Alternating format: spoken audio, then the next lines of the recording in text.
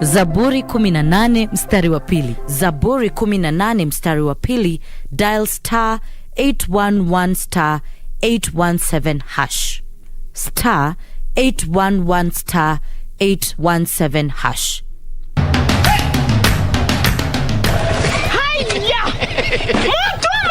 Ala!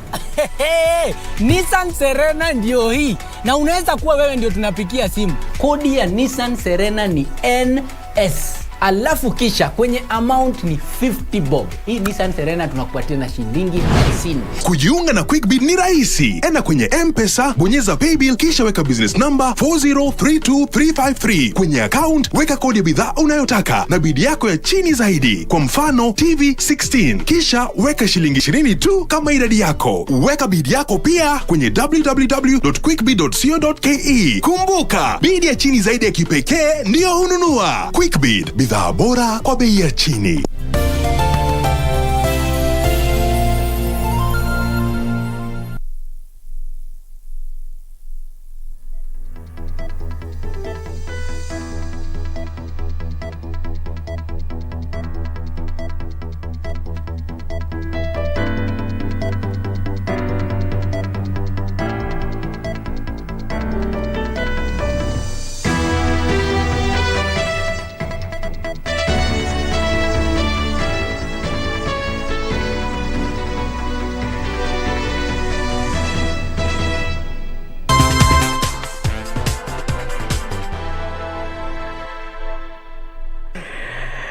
Good afternoon. Thank you for keeping it KBC Channel 1. A very warm welcome to the Lunchtime News on this last day in the month of July, the day the country is receiving consignment of vaccines. And this afternoon, we're expecting Cabinet Secretary for Health, Mutahi Kagwe, and British High Commissioner to address the press. We'll be going live from location this afternoon once the team is ready. My name is Irene Muchuma Odim. My co-anchor on sign language interpretation this afternoon is Byron Abole. Top story this afternoon, KANU Chairman Gideon Moi says he will run for presidency in next year's general election. The Baringo senator, who is also principal in the One Kenya Alliance, claims he will stage a strong campaign to clinch the top seat. With the One Kenya Alliance yet to identify modalities of crafting a strong coalition and identifying a presidential candidate, Baringo Senator Gideon Moi says his sleeves are up and is ready for the task. Moi, who was speaking in his home county of Baringo, told his supporters that he was going to mount a strong presidential campaign with the aim of capturing the seat. You know, I don't have to state the obvious. Yeah. So,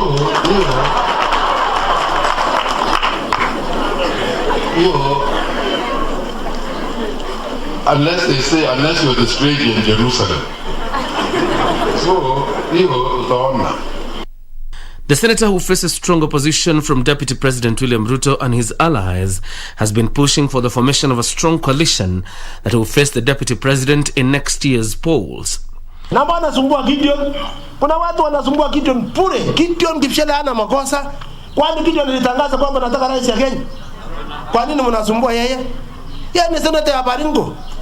Allies of the Deputy President who were in the function attended by Moi, however, have urged Rift Valley residents to coalesce around Ruto, whom they claim has an upper hand in the race.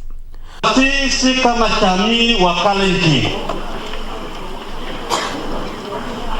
tutaongea lugha moja, tunaenda barabara moja, tuungane wa Kenya ili tuweze kuweka nchi hii iwe kitu kimoja. John Jacob Curia, the Lunchtime News. Women leaders in LAIKIPIA County have called on the government to move with speed and end the bandit attacks in Olmoran area. The leaders decrying the deteriorating security situation in the area, which has translocated many from their homes and forced dozens of schools to close. Area women leaders have termed the situation dire, with LAIKIPIA North MP Sarah Lekorere saying it is sad to see people being shot dead and others being displaced from their homes by migrants who want to instill fear for unknown reasons. Kumekuwa na mauaji ya kiholela, kumekuwa na wizi wa mifugo, na kumekuwa na mavamizi ya mashamba makubwa na mashamba madogo. Cha kusikitisha sana ni kwamba Waziri Matiang'i alikuwa hapa tu siku 2 iliyopita, na siku moja baada yeye kurudi kuna mtu alipigwa risasi na kuuawa. Lekorere said that so far 5 schools have been closed down as pupils fled with their parents in areas of Wangwashe, Kamwenje, 18 and Olmoran. Jana mimi habari nilizo nazo ni kwamba watu wameanza kugura makwao kule Kamwenja, Wangwashe mpaka Mirango. Sasa nashangaa wamama wanahama na watoto, kuna hali ya unyevunyevu, kuna nyesha, watoto wanalala nje, so hata kuambukizwa magonjwa kama vile pneumonia na homa ya mapavu inakuwa ni kitu ya kawaida kwa wale wamama. The Maendeleo ya Wanawake chairperson Helen Kurutu said in such instances of conflict, it is women and children who suffer the most, saying the government needs to address the matter with the urgency it deserves. The leaders have called for the arrest and prosecution of politicians who have been inciting communities against each other in pretext that people are fighting due to drought and search for pasture. Caroline Kamar reporting for Lunchtime News. Magarini Constituency Development Fund has offered a 1-year full scholarship to 300 bright, needy students from poverty-stricken families at a cost of 5.7 million shillings. Elsewhere, a new primary school has been opened in Kitengela to cater for over 500 pupils who have been trekking to Athi River for education. The scholarship program is an initiative of Magarini Member of Parliament Michael Kingi, aimed at ensuring bright needy students who score 350 marks and above enroll in Form 1 to motivate others. Hata huko nyanjani watoto wamebezi sana kusoma, wengi wanataka sana kusoma, na wazazi kusema kweli wengine hawajiwezi, na wakaona hili ni swala ambalo lazima lishughulikiwe. Ndiposa mmeona kwa sub-county yetu ya Magarini kuna hizo twin labs ambazo zimejengwa, ambazo zitasaidia sana especially yale masomo ya sayansi. Elsewhere, it is a big reprieve for more than 500 pupils from poor families in Kitengela after a new public primary school opened its doors in the area. The pupils have been trekking to the neighboring Athi River in search of education. Mimi leo pia niko na furaha kubwa sana, furaha teletele tukija kuzindua shule hii na kukabidhi primary yetu National Government Ministry of Education. I am also very pleased to know that this is actually a CBC school because it is running from grade 1 to grade 5. While a non-governmental organization has come to the rescue of poor pupils who cannot afford education in Kitui County, besides paying fees for the pupils, the organization is also seeking to uplift the livelihoods of families in the area by giving them cows and goats for rearing. Within the 5 counties we are covering, we are looking forward to support 17,550 families, which are giving equivalent of 25,000 highly vulnerable children. Sasa tunaona hiyo shirika kwa ukweli itatusaidia. Sisi kamwe atupingi, tuwezi tukapinga tukasema hiyo shirika haiwezi ikasaidia huko kwetu Kitui. Katika Wizara ya Elimu. Finally, Vihiga Governor Wilbur Otichilo has sponsored 100 students in the area proceed with education. The governor said his administration will not allow any bright student to stay at home because of lack of fees. I have joy for getting this scholarship. I didn't know that I will go to Bunyore Girls High School and continue with my dream of becoming a lawyer. As long as mnasoma, I'll pay the school fees. So jukumu lenu ni kusoma. The leadership of the Central Regional Economic Bloc has proposed a single business permit for traders to boost economic growth in the region. LAIKIPIA Governor NDETI Mureithi says traders would be expected to pay a single business permit once while traversing counties within the Central Regional Economic Bloc. LAIKIPIA County Governor NDETI Mureithi says within the next 3 years, the gross domestic product is expected to grow by 130 billion shillings among the 10 counties of the Central Regional Economic Bloc. They are meeting to operationalize what we as CEREB governors have already asked them or presented to our people. Governor Mureithi says they are working on negotiating a cess where traders will only be paying only when trading within the 10 counties of the Central Economic Bloc. Why are we doing so? To make it easy for you to do business in these counties, to lower the cost of doing business in these counties, and to increase the trade among us by a target, a very modest target of 5%, which is equivalent of 130 billion. There is no reason why you should not manufacture here in Laikipia and sell in Nyeri without a lot of problems there in between, without a lot of certifications, a lot of taxes, a lot of boundaries, issues that are not existent. The bloc is also discussing removing tariffs and non-tariffs which impede traders working within the central region. For Lunchtime News, I'm Serafina Robi. A US-based pastor has been remanded at the Diani police station over alleged forgery and conspiracy to commit a felony. Ismail Dennis Omondi is alleged to have attempted to dupe the Registrar of Societies using a forged letter. Ismail Dennis Omondi is facing charges of attempting to use the Registrar of Societies to defraud a church. Kwale Low Court Prosecution Counsel Kigira Millicent petitioned the court to detain the man of the cloth, arguing that he is a flight risk. The prosecution said releasing him on bond will counter police efforts to arrest his two co-accused. Ismail Omondi's defense team argued there was no evidence before the court to prove he is a flight risk since he had family ties and investment in Kenya. They argued that stopping their client from travel abroad, they said, is automatically causing him to lose his job. Reporting for Lunchtime News, I am Yusuf Hilo. Over 200 workers engaged in the construction of Kitale Swamp Road have downed tools seeking better terms. The casual workers are calling on the government to intervene and compel a Chinese contractor awarded the tender to pay them well. The over 200 workers involved in the construction of Kitale Swamp Road have taken to the streets of Ndebes town, lamenting poor working conditions. The workers are accusing a Chinese contractor of subjecting them to poor working conditions with poor pay. Labor anapewa shilingi 411 na tumeambiwa na mtu wa union kuwa watu inafaa wapewe shilingi 600. Hao watu hakuna mtu ambaye wamempatia leave. Mimi niliweza kuumia kwa hii kampuni tarehe 4 mwezi wa 4 tarehe 2. Niliweza kujitibu mwenyewe bila kurudishiwa hata chochote, bila kupewa hata mshahara. Kwa hivyo sasa mimi niko tu hivyo.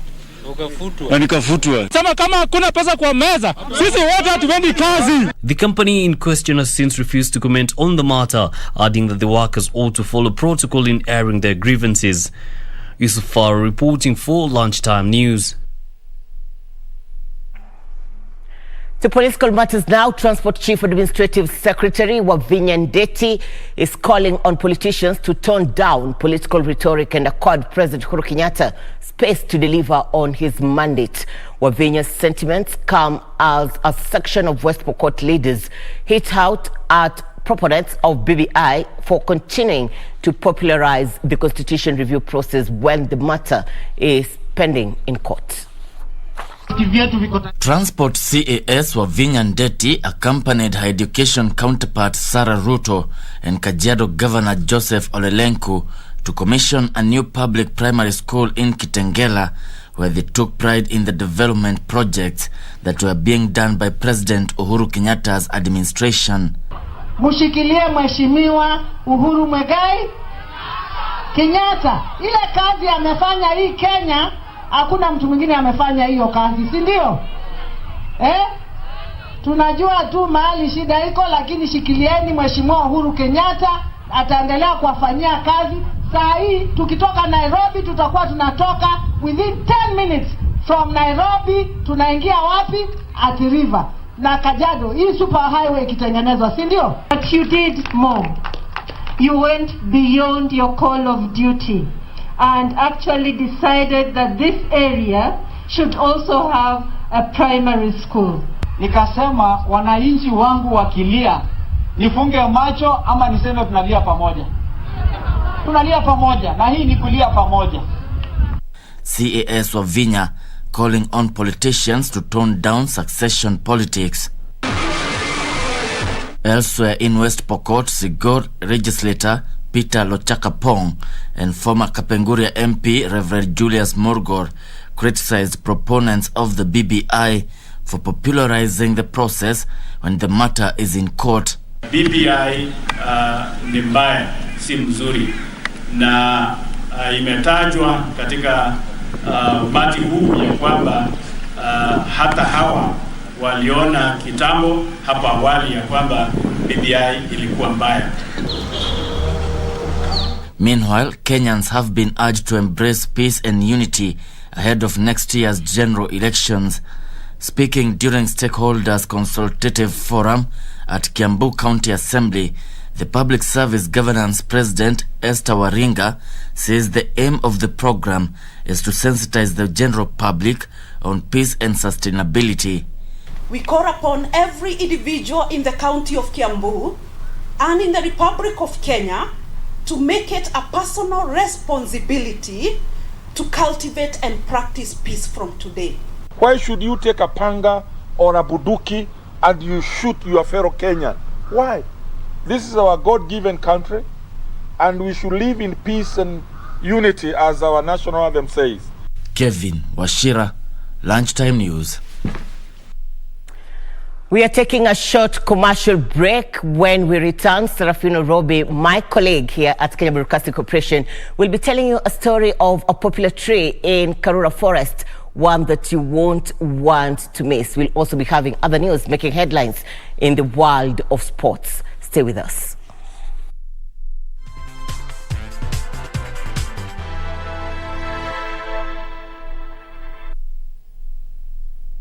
Join me on Saturday on The Living Legends. We are honored to host Dorothy Kweyu, OGW, media consultant and revise editor. Also May 2020 recipient of the Lifetime Achievement Award. December 2020, the Kenya Editors Guild Distinguished Service Award.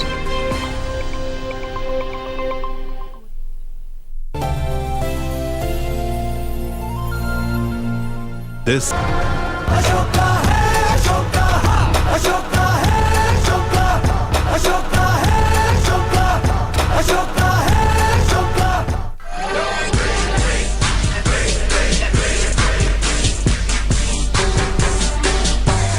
Promociones Dorado attack has thrown Sammy Callahan and Lance Warner together. Oh, that's disgusting. He is completely disgusting. This is the last thing that I ever thought I'd see. These two maniacs teaming up, and you know, here we go. We're not even waiting for the bells. Oh, man, it's your Brian.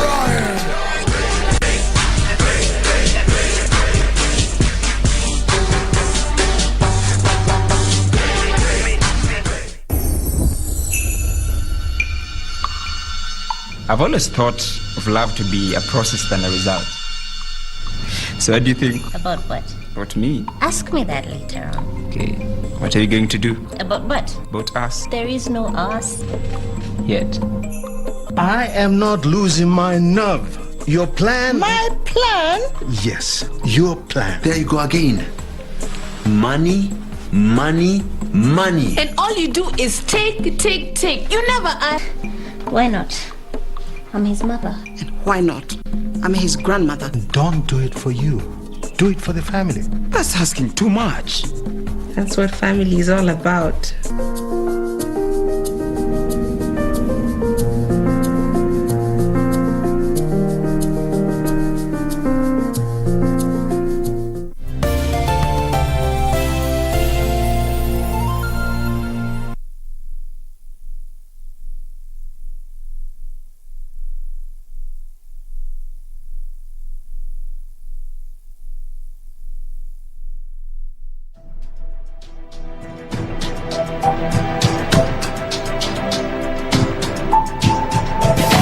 the Kenyan people being given opportunity to look at our constitution and to see what aspects of it can be reformed, and why and how.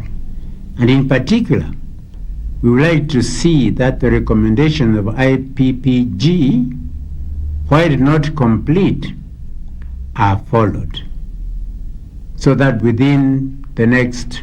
before the next election, the constitution is reviewed and necessary changes are made and amendments to suit our country.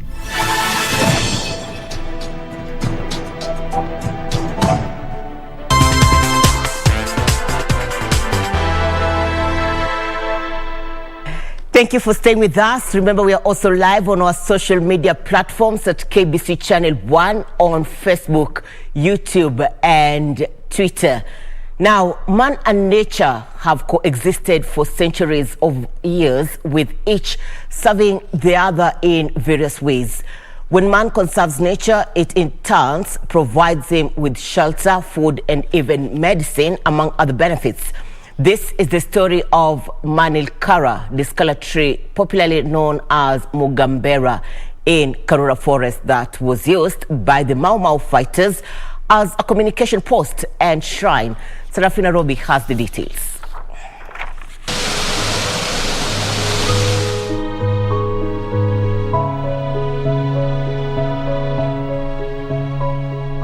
The MANILKARA discolor, also known as Mugambera, is a legendary monarch that has stood the test of time, dating back to the Mau Mau period, whereby it was used as a form of communication, formerly known as the postal address.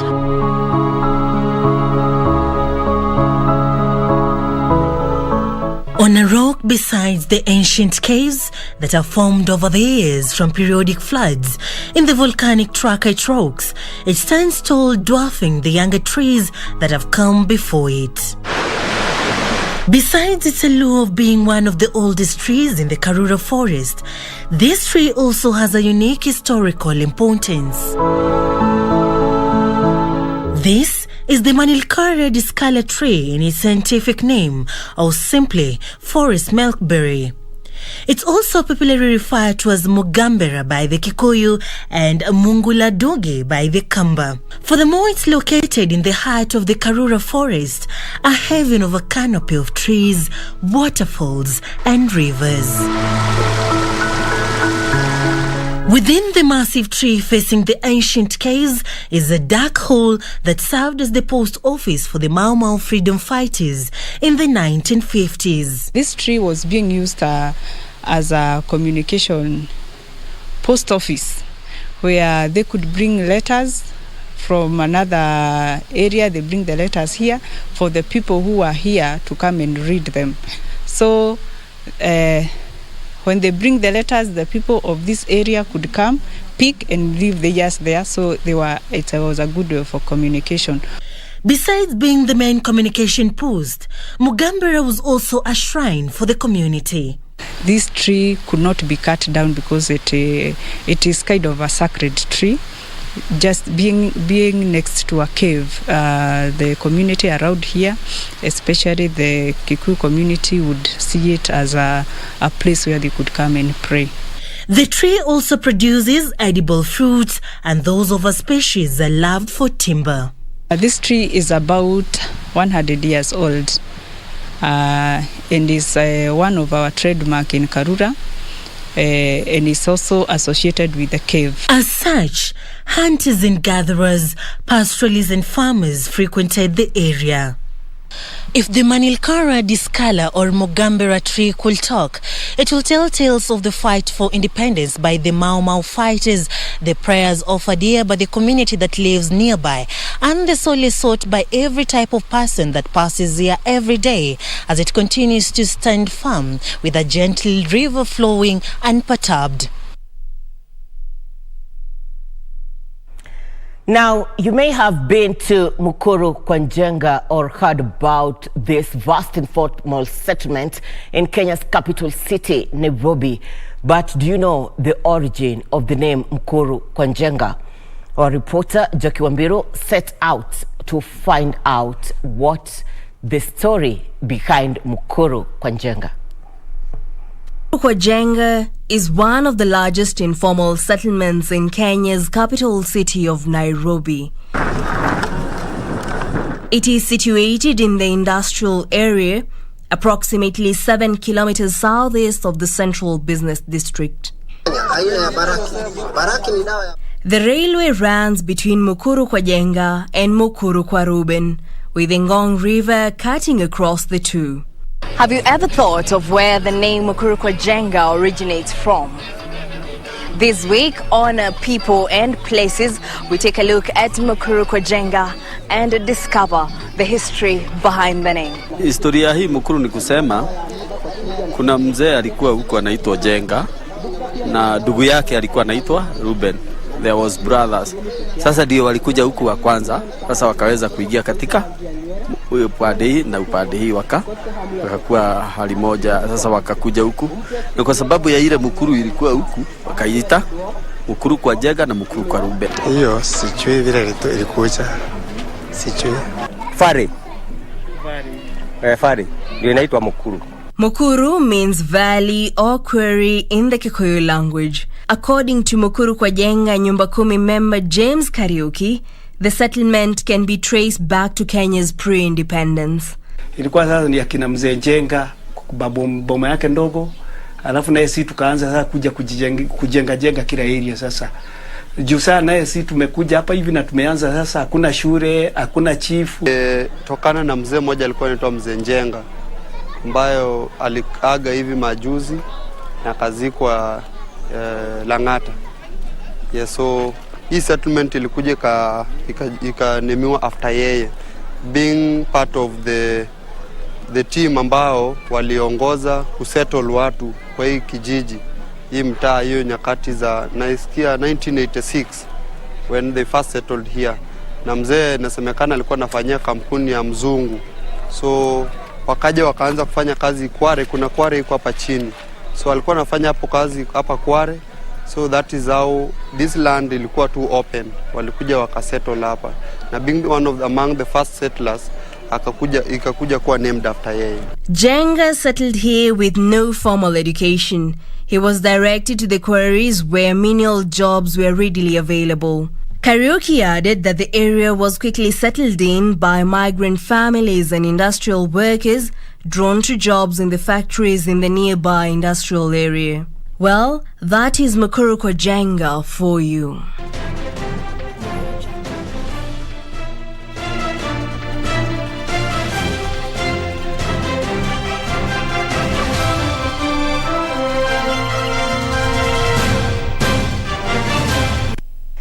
And time for Channel 1 Sports News. The Kenya trio of Ferguson Rotich, Michael Saroni and Emmanuel Korir on Saturday morning eased into the men's 800 meters semifinals at the Tokyo 2020 Olympics in Japan. Rotich and Korir took the first place in their heats, with Saroni emerging second.